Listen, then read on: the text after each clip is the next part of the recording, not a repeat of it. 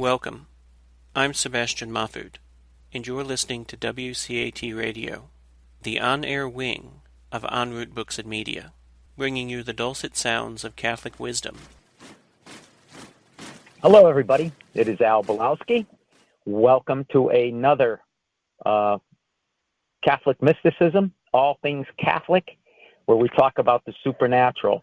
And we talk about the beautiful aspects of our faith and the mystical aspects of our faith and the miracles that we see in our faith, and also all things Catholic.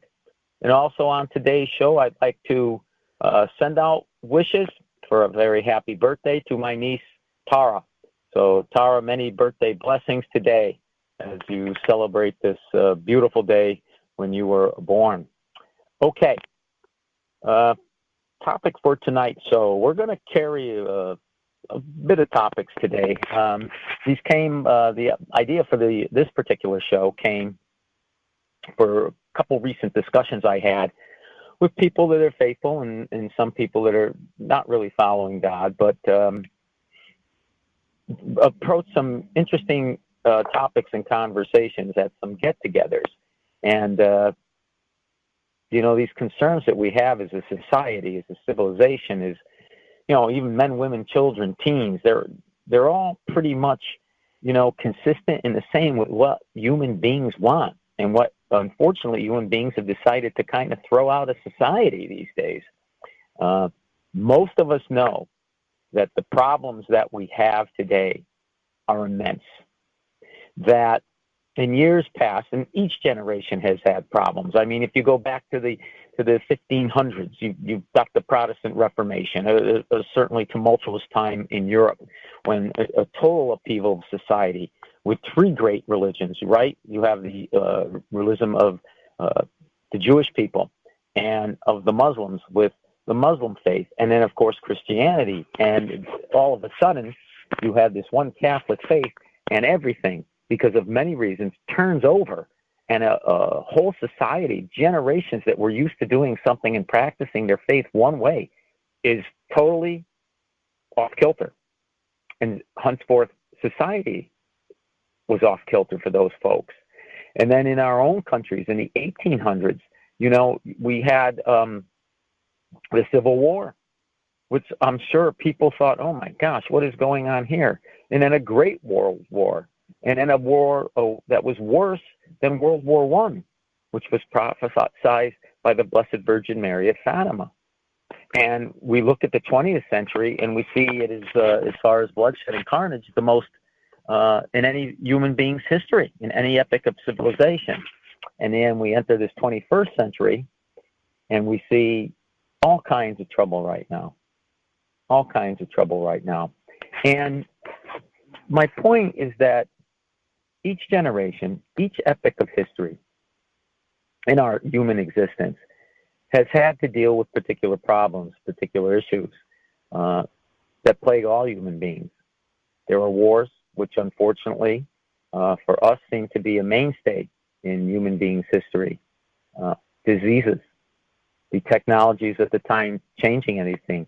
We went from an agricultural based people to, after the Industrial Revolution, we see the technology now, where technology now is replacing human beings as far as work. And actually, and we'll get to this topic on the show, as far as a social institution. And that's a very dangerous point, in my opinion, that we are going to get to. But when we look at this and we see in our own 21st century so many problems that we have to deal with that weren't part of the past.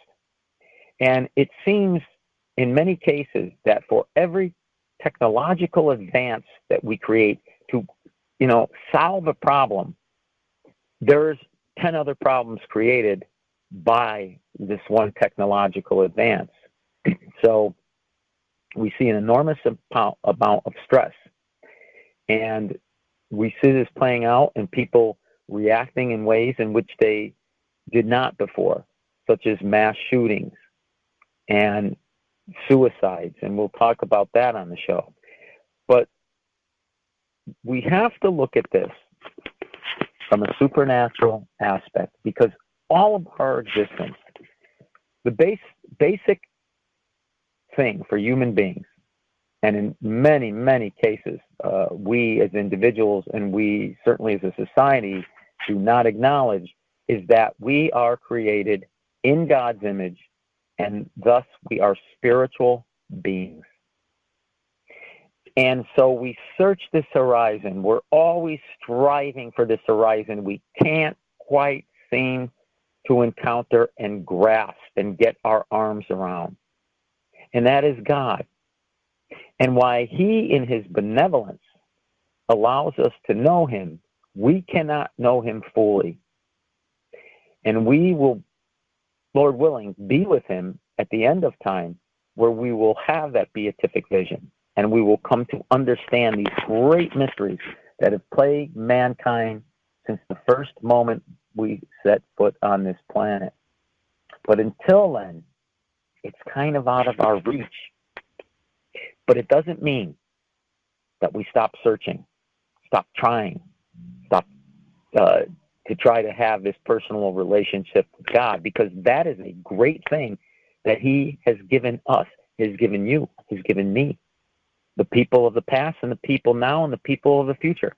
The ability to call Him Father, the ability to call Him friend, to have a friendship with the Creator of the universe through His grace, because He has reached out to us, not the other way around. God has called us. But because we are created in His image and as spiritual beings, we do tend to search Him out. Even those that do not believe, the atheists, the agnostics, there's something in their hearts, something that they know deep down that they search for. Now, they don't call it God, but they are searching for something. And because this whole, as St. Augustine said, created in our hearts until we are fulfilled when we are with God, we will always find something lacking. Now, when we look at this from that supernatural aspect, and we begin to realize that there is a great war that is played out, and that war began many, many, many, many, many, many eons ago, when in heaven, the angel of light, Lucifer, a beautiful angel, a powerful angel, decided that he would not serve God. Now, some theologians, they say that, when Satan found out that God was going to create human beings and that they were going to be so special to him, that in his pride, he couldn't take that. Who are these weaklings, these things, when we are angels, when we are next to you? And in essence, what Satan did, and took a third of his followers with him, was saying, I will not serve. And we know a great battle was played out in heaven. And St. Michael, through the direction of God, the great warrior, God the warrior, wins the battle, throws Satan and all those that followed Satan, and hurls them into the depths. And we know that there is such hatred that Satan and his dominions have for God, but not only God, but for us, God's creatures and men. Not only us, but God's very creation. God's animals, his plants, his environment, everything. And Satan has one mission. It is to destroy us and God's creation and take as many souls to hell with him as he can and turn them from the divine Savior of the world. So Satan takes things and twists the beauty that God creates and then distorts it. And this is played out through history. And we see a great distortion in our time. For an example, that no man hath greater love than this, than to lay down his life for his friend, as Jesus did for us, and Jesus told his apostles. In other words, it is a life of service that Christ had done in his lifetime, in his ministry, and wishes us as followers of him to do the same. So it is a complete opposite of what Satan and his dominions did in the battle in heaven when they would not serve, and then tricked Adam and Eve into not serving, because he threw the great lie that they too would be gods. And since the Garden of Eden, man has strived to be God and has run into great problems. And we see then this distortion of servitude in friendship to one of self-interest and self-love at the expense of others. And I mentioned that we see this in our time today about laying one's life down for their family. Now, what we see is that Jesus died on the cross today and did such a beautiful thing and is given the gift of life, this sacred gift of life, and so sacred at two particular moments in human beings' lives, when they are born and when they're going to die. So these are two very sacred spots. And let's go back to the womb, the beginning. So we have this great gift that God gives, this beauty of life, of a man and woman coming together in a conjugal act, and with God co-creating another life, another soul that God breathes in. And what does the devil do? Well, he distorts this great gift of life and this great sacrifice at Calvary by saying, oh, whoa, whoa, whoa, modern man, modern woman, hold the phone. You don't have to lay down your life for one another. That's crazy. No. Let them lay down their lives for you. And we see this played out in abortion. And here the devil tricks people,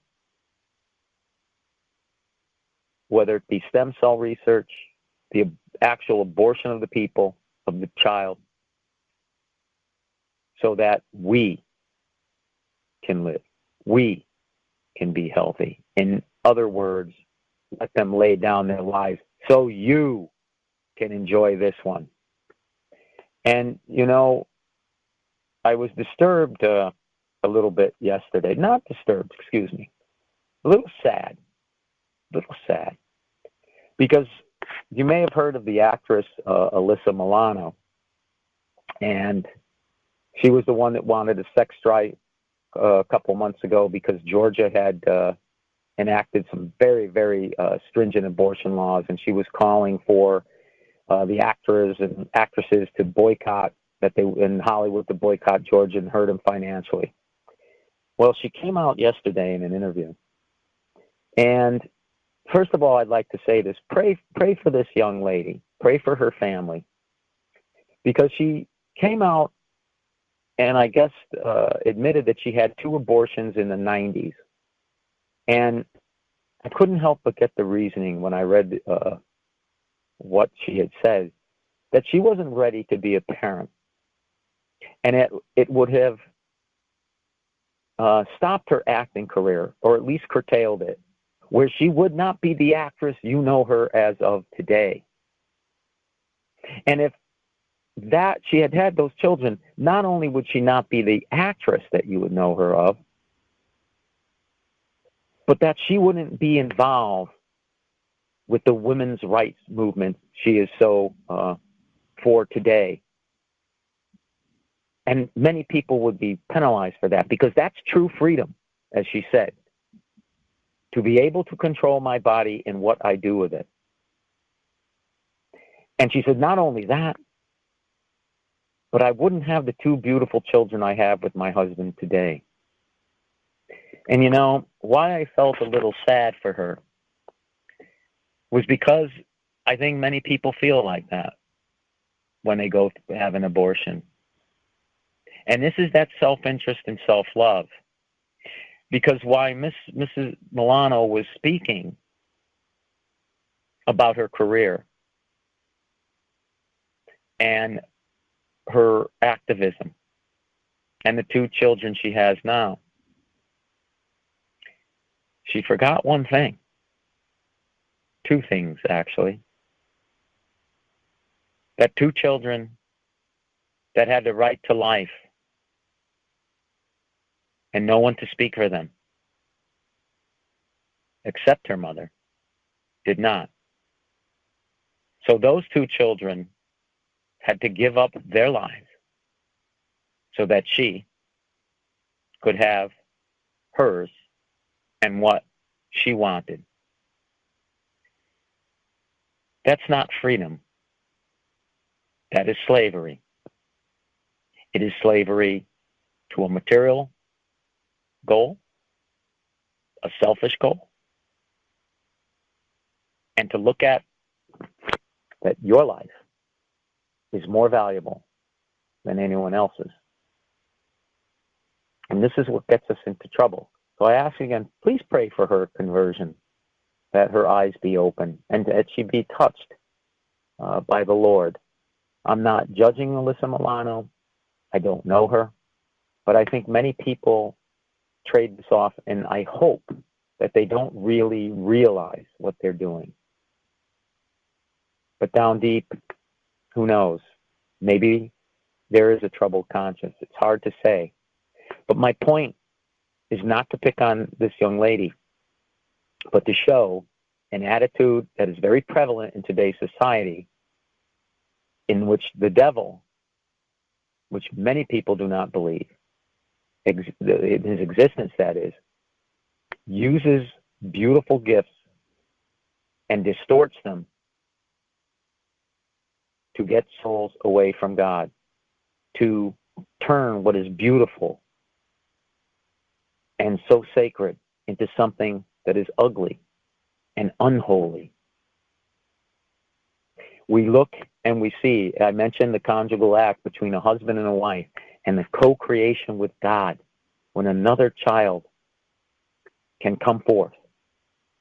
And we take it to the tricks and the wiles of the devil and distorted what love is into just fulfilling a lustful need and self-gratification by using one another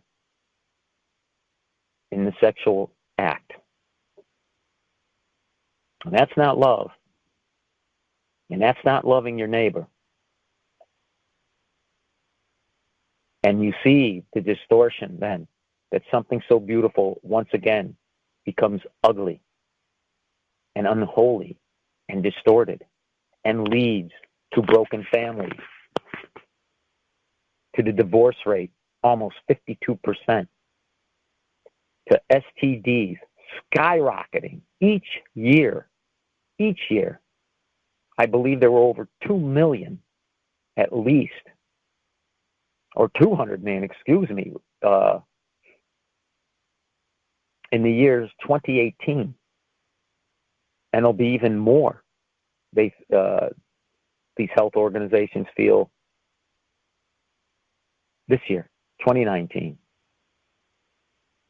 It has led to the breaking up of families through the adultery. It's led to contraception. It's led to adultery.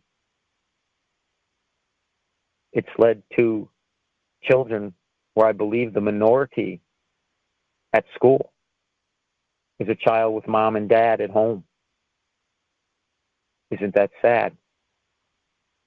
So we see this distortion. And when we look at it from a supernatural aspect, then, what do we see? We see that the devil has finally gotten a game plan that is very destructive to modern man. And that's an attack on the family.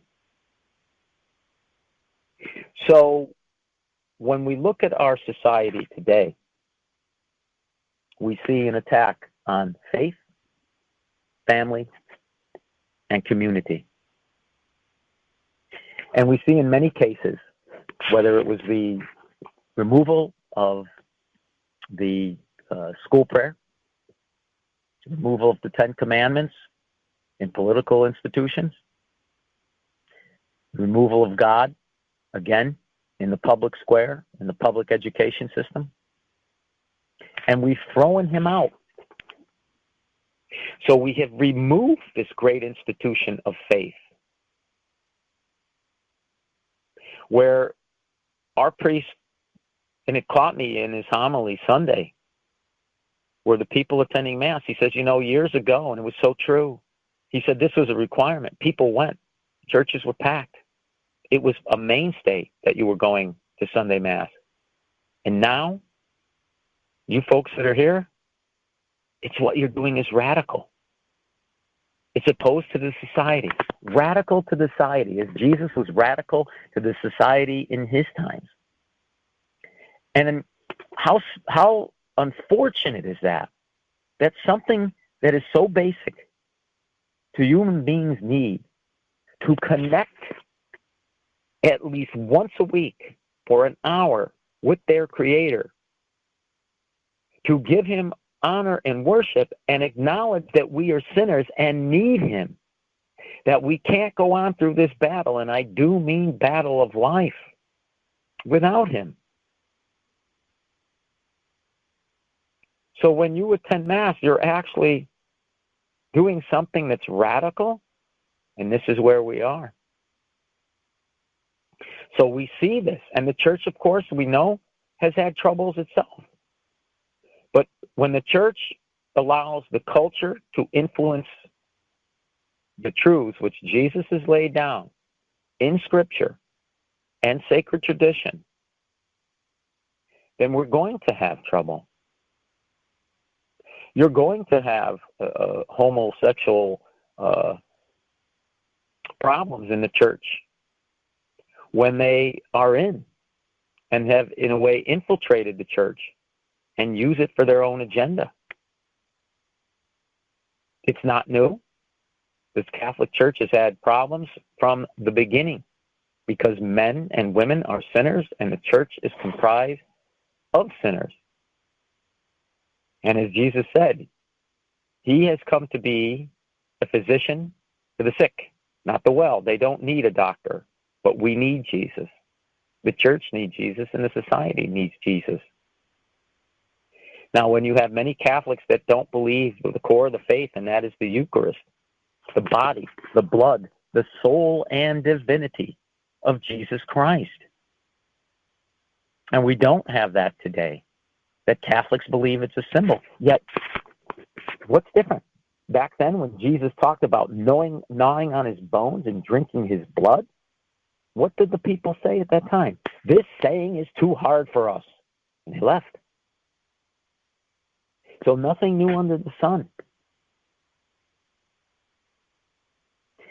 So you see this attack on the faith from outside and within, and it's done great harm. The attacks on the family are enormous today. Enormous. Why is that? When you have a divorce rate, as I mentioned, bordering on 52%, you have the African Americans, which in the 60s, the divorce rate was so low. And now, 70% of African American families are single moms. And to add to this, 30% of those young men that are raised, and this is not a shot against single moms, many try to do the best they can, end up in prison. And when you have these high statistics in these categories, you need to ask as a culture, how do we survive this? Because again, many single parents, both male and female, try to do the best they can. But let's be quite honest. Families need a strong father figure. A kind, gentle, strong, and faithful father figure. When that is removed from the family, there are going to be problems. Because one thing, maybe a trend that I see, is that there is a lack of discipline in raising children today. And the fact of the matter is that if parents, whether they're together or if they're single parents, choose to be a friend with no discipline at all, they are doing a great disservice to their children. They may think they're not. But when those children start to grow, this will happen. The world and life will discipline them. And it will be a harsher discipline for them to learn than if their parents or parent had disciplined them earlier. Because make no mistake about it, whether it be when they go to school, whether it be in their work life, whether it be with their peers, whether it be the community which they enact and the government that they enact with, they will be disciplined. And it will be a harsh discipline and an eye-opener. And we need to not let our children be disciplined by society, but by the family unit. Because this is the core of any civilization. That, as G.K. Chesterton said, is what a good government is. A good government allows a man to meet a woman, that they look for the good of each other, that they own some property, that they have children, and they look for not only the good and welfare of their particular family, but the community around them. And a good government enhances that. It does not take away from that. And we don't see that. In many cases today, laws enacted, and we got plenty of them, make it very hard on the family, especially those that don't make a lot of money.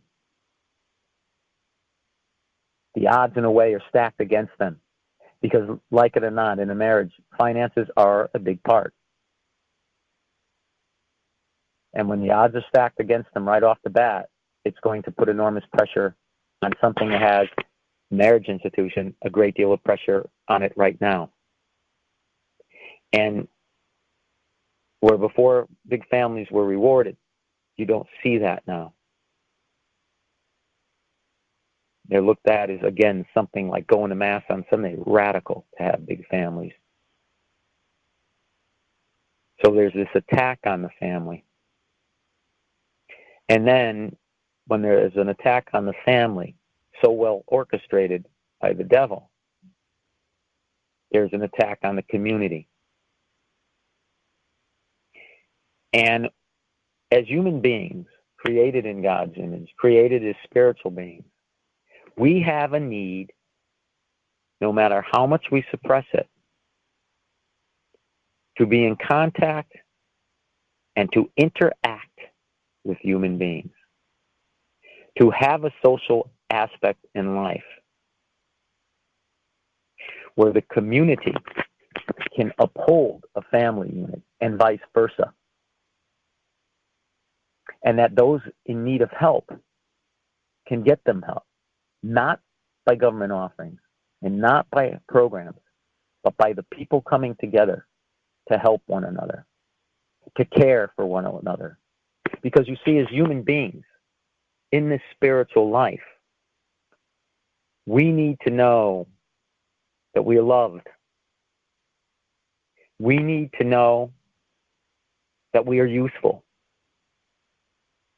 And we need to know that there is purpose to our life. And in the end, when we no longer are here, but have passed on to the other side, that someone does care and that our life made a difference to those we knew. And you see, that's the third tripod attack of Satan. Because you strip away the community. You take away a human being's purpose for life, his hope, that he counts for nothing, that he is nothing, that no one really will miss him when he's gone. Life will go on, and life will move on, and that's it. Maybe a memory or two. And we see through technology, and this is the point I made earlier in the show I was alluding to, and I'll make that now, that society has, through technology, caused further isolation of human beings. Think about it. I'm not exaggerating here. By the internet, and the Facebook, and the Twitter, and the smartphones, and all of these things, human beings have taken a very basic nature of community and removed that and replaced it with an isolationism, where I can live in my own reality world. I can become a soldier,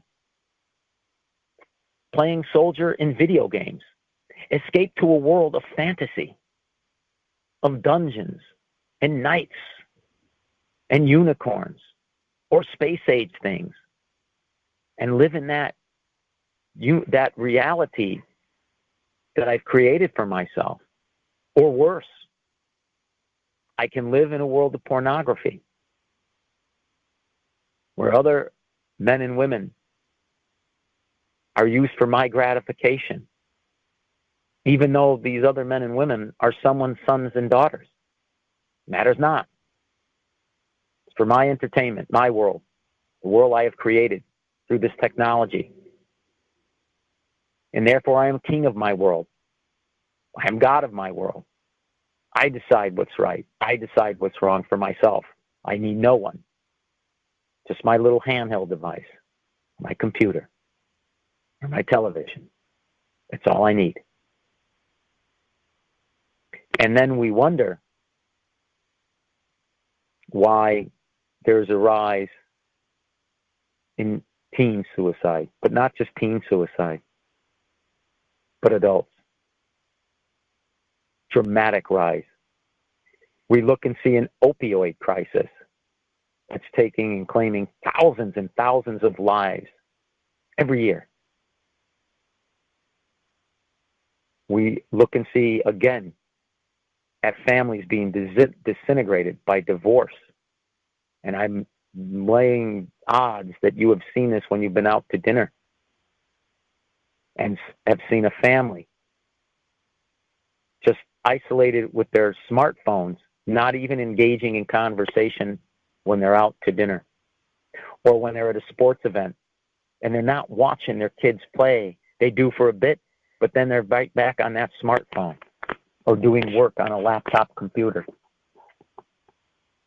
And it further isolates us. And what does this cause then? Because again, whether we acknowledge we're spiritual beings in a spiritual battle, in the spiritual warfare between God and the devil, and where we will live forever at the end of our lives, we get depression. We do get feelings of isolation. We can't learn to interact with fellow human beings and have a conversation that is meaningful and engage in body language and looking into someone's eyes, because it's just so much easy to text and not really look and see what they're thinking and feeling, which we could if we had a one-on-one human interaction. So this all feeds off itself. And that is a very dangerous place as human beings for us to be going. Because throughout time, man has searched for a happiness. And he's tried to search for this happiness in various ways. Through money, wealth, power, athletics, civic accomplishments, material things, whatever it is. We seek so-called happiness. But there, you see, there's a distinction we miss between happiness and pleasure. Money, and it is important. Let's strip away that it doesn't mean anything, it's not that important, because it is important. It is part of a system which we as human beings have to deal with, have to have in order to fulfill some basic needs, such as food, water, and shelter. So it is important. And the problem begins when we seek money at all costs.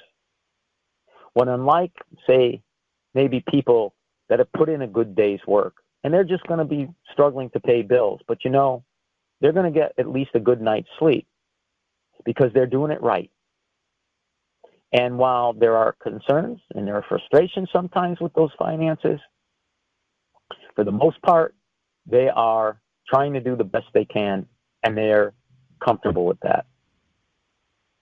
Yet when someone becomes obsessed with money and the material things and the power that it can buy, well, maybe they don't have many good sleeping nights.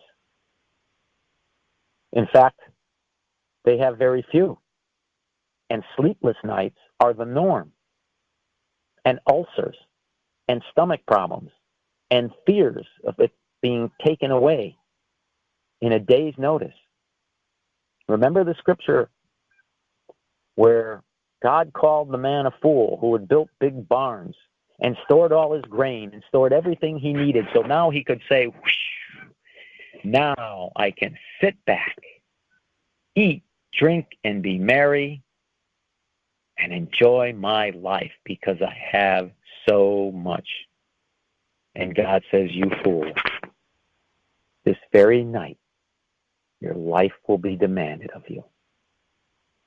We've all been to funerals, and we've all seen that not one has taken anything they had with them, except that the love they gave in this life, that will carry with them into eternity. Now, it buys pleasure, this wealth, or the material goods, or the sports. But why is it, brothers and sisters, that so many times when acquiring these things, or for people that have acquired them, maybe not even us, and we look at their lives, there's something still missing. The euphoria, the excitement, and the so-called happiness of this pleasurable moment wanes, and it wanes very quickly. And then we are left to search again, like a dog going round and round in circles, trying to catch its tail, never quite being able to grab it. Just out of reach. There's a story of Mel Gibson, if you remember him, a very famous actor. Did the Braveheart movies and many movies, Lethal Weapon, all these things. At the pinnacle, as a young Mel Gibson, extremely handsome, extremely wealthy, career is boomed. I believe he was the #1 movie star at that time. And he was in a hotel room and opened up the window and was going to jump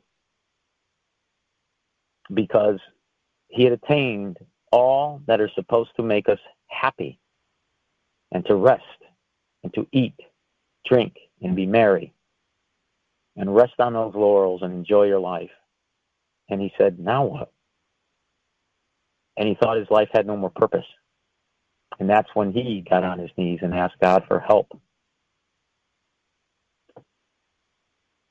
And there's a lesson there that so many of the Hollywood people, so many of the beautiful people, they go through husbands and wives like water. Because no matter how good looking or how powerful or what they are, eventually, again, it wanes. And we're left with what now? As Mr. Gibson said, what now? And you see, that's the hole in the heart that St. Augustine talked about. Because true happiness now, that's a state. It's a state of being calm and peaceful and having joy, a Christian joy that you have in following God and serving others. Because the turmoils and crosses you get in your life, and brothers and sisters, I know listening to the show that you've had them. We've all had them. Some so heavy that they force us onto our knees, where it seems impossible we can rise again. And yet, we put our faith and trust, and it's difficult. It's difficult to do this many times in God, but we do it. And we have a peace and a security that despite the struggle, despite the cross now, God will somehow get good out of this. If not in this life, in the next, but I trust in his promises. I trust in what, as a loving father and my friend, he said he will do for me. And that I will not be lost to him. And it has prepared a dwelling place for me in a place so joyous, so bountiful, so beautiful that we can't fathom it. And that gives us happiness, even despite our darkest moments, that we have this peace and calmness, and that we one day will see that sun shine again in our lives. Even though it's very stormy now, we're in stormy seas, they will come. And this too will pass. And we put our trust and our faith in that. And that builds a degree and a sense of happiness in our lives, because we have something that we can trust that's eternal, not something that will just pass. And the other part of that happiness is in coming to serve others. Think about it in your lives. Whether it was helping someone financially that was in dire straits. Maybe they were going to lose their home. They didn't know what they're going to do. Where's their family going to go? And people helped out. And they were able to hang on and save that home. Maybe it was something as mowing a neighbor's lawn when they could no longer do it. And you didn't charge them anything. And you told them it was your pleasure. And it gave you joy to help them. Maybe it was just sitting there listening to a friend, listening about their particular crosses, and like St. Simon, helping them to carry that cross. Because you and I, in our own life experience, know that when we help others, we bring happiness to not only those we help, but to us. That's the happiness that sustains. That's the happiness that lasts. That's the happiness we seek in God. The others are just pleasurable moments. Again, a distortion of the true happiness that God wants for us, because he does want us to be happy. But many times, because of our own choice of sin, and because sin is social, the choices of others, we are affected. But this is why we must hold on to God in our faith, because he will not let us down. He does want what's best for us, and he does want our happiness. So these are important things. Very important things.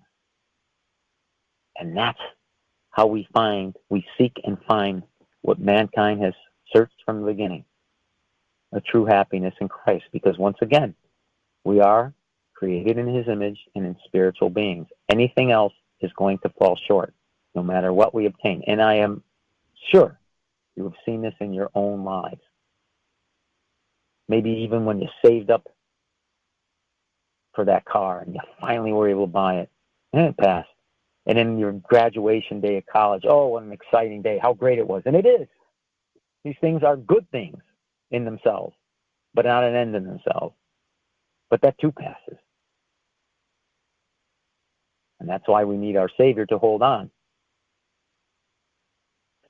So you see the attack of faith, family, and community. And we've talked about the troubles, which you're well aware. Now, how do we combat this? How do we have some solutions and answers? Well, we need to simplify a little bit. We need to get back to the basics that do give us happiness. And the two I mentioned. Recognizing our spiritual beings and connecting with God in a personal relationship. And this will give our life purpose and meaning. And then serving each other in acts of love and kindness, which also gives our lives purpose. When we do this, we now connect into our community. And good things will happen. Because the more we step outside of our own self-interest and serve others, the more that happiness, peace, and joy will come back to us. Because we're going to realize that in serving people, we now have great purpose to our lives. That when we pass to the next side, there will be somebody that cares. There will be somebody that says, you know, their lives made a difference. I remember when they did this and when they did that and how great that was. We're sure going to miss them and all they brought to the table. So we start with that. And then for our families, and this is truly an epic battle. So many forces tugging against them. Satan, the occult, education systems, governments, peers, social media, Twitter, Facebook, computers, the pressures of not being able to have a childhood anymore, but to be an adult and to do and think like an adult, even if you're 8 years old. And we need to get back. And we can start by simple things. Dinner time. And asking, you know, how'd it go today? How was school, Billy? Janie, you know, you had that project going. It was your first oral report. How was that? Were you nervous? Did it go all right?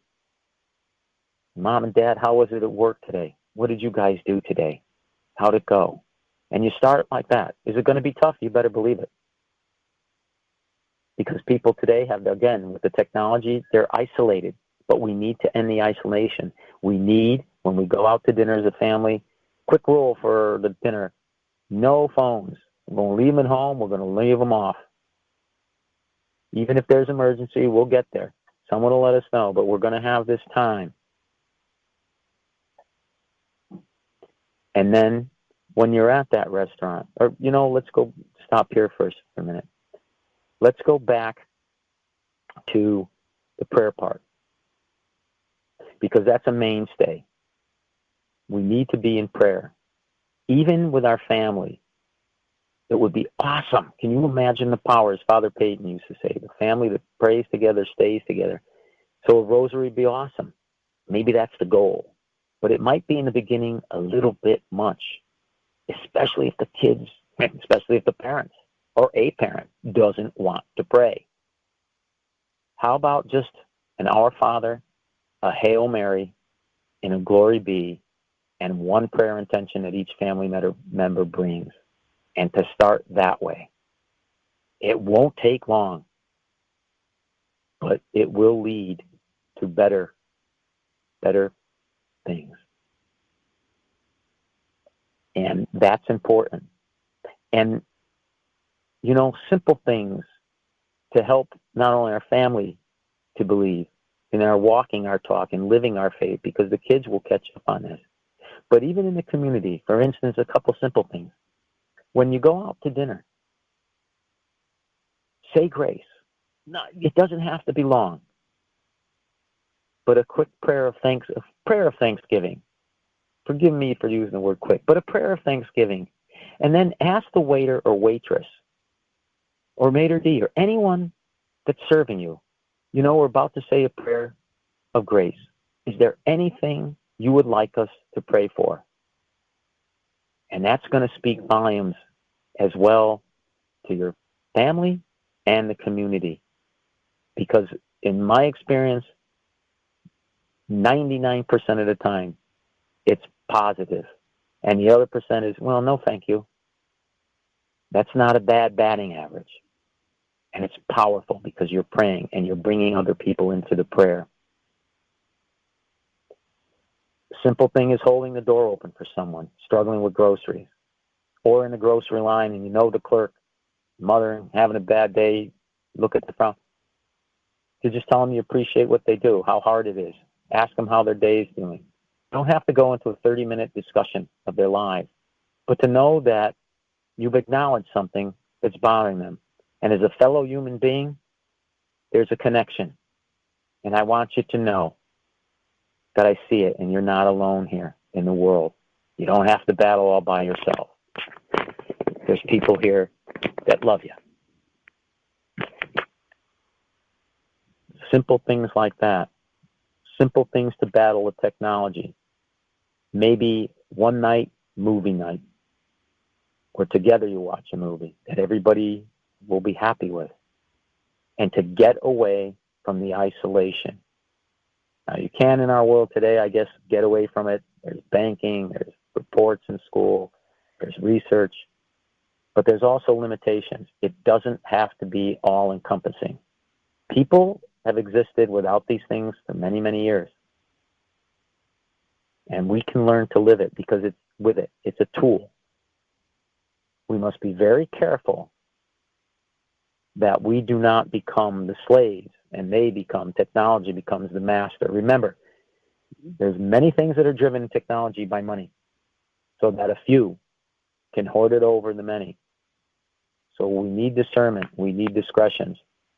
Speaking of that, a good way when you're doing this movie thing, or a good way in general, if you're going to have to go against the social media, and you will, is to look and try to contact the youth at where they are.